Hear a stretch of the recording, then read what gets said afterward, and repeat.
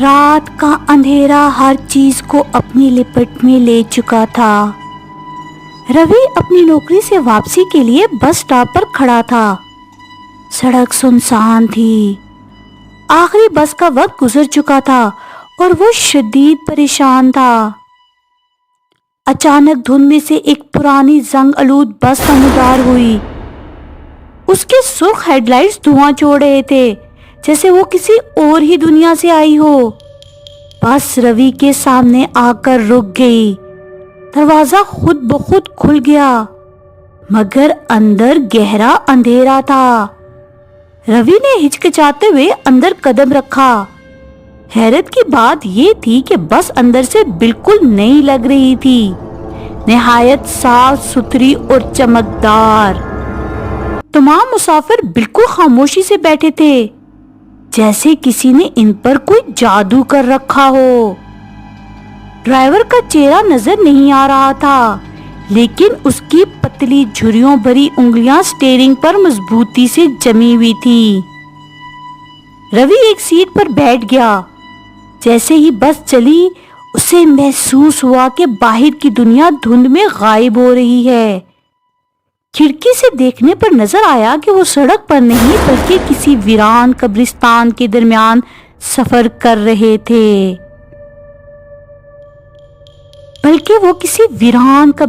کے درمیان سفر کر رہے تھے۔ اچانک ایک بوڑھی عورت اس کے برابر والی سیٹ پر آ بیٹھی۔ اس کے ہاتھ برف جیسے ٹھنڈے تھے۔ وہ سرگوشی میں بولی، بیٹا، یہ بس زندہ مسافروں کو ان کے گھروں تک نہیں لے جاتی، یہ انہیں موت کی طرف لے جاتی ہے۔ روی کا خون خشک ہو گیا۔ اس نے باقی مسافروں کو غور سے دیکھا۔ سب کے چہرے نیلے اور آنکھیں خالی تھی، جیسے وہ زندہ نہ ہوں۔ ڈرائیور نے آئینے میں روی کو دیکھا۔ وہ ایک عام انسان نہیں تھا۔ اس کی آنکھیں انگاروں کی طرح دہک رہی تھی اور اس کا چہرہ ایک کھوپڑی میں بدل رہا تھا۔ روی گھبرا کر دروازے کی طرف دوڑا، لیکن دروازہ بند ہو چکا تھا۔ اچانک بوڑھی عورت نے اس کا ہاتھ پکڑا اور سرگوشی کی، اگر جان بچانی ہے تو اپنی جیب میں دیکھو۔ روی حیران ہوا، مگر اس نے فوراً اپنی جیب میں ہاتھ ڈالا۔ وہاں اسے ایک لوہے کی چابی ملی، جو اسے یاد نہیں تھا کہ اس کے پاس کب آئی۔ بوڑھی عورت بولی، یہ چابی بس کے کنٹرول سے منسلک ہے۔ اگر تم نے صحیح وقت پر اسے استعمال کیا تو تم اس جہنم سے بچ سکتے ہو۔ ڈرائیور اب اپنے ہاتھ پیچھے مروڑتے ہوئے اس کی طرف بڑھنے لگا۔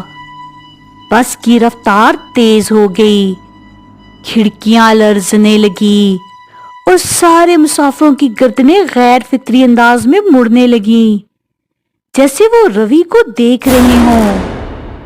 روی نے ہمت کرتے ہوئے ڈرائیور کے کیبن کی طرف دوڑ لگائی اور چابی گھما دی۔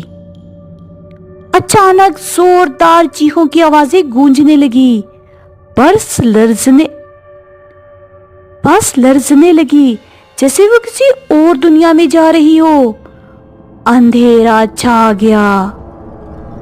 روی کی آنکھ کھلی اور وہ بس سٹاپ پر کھڑا تھا، بالکل ویسے ہی جیسے رات کو تھا۔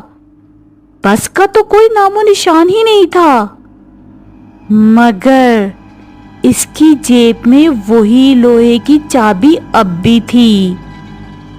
روی آج بھی نہیں جانتا کہ وہ بوڑھی عورت کون تھی یا وہ چابی کیسے اس کے پاس آئی، مگر اس کے بعد اس نے کبھی رات کے وقت اکیلے بس کا انتظار نہیں کیا، کبھی نہیں۔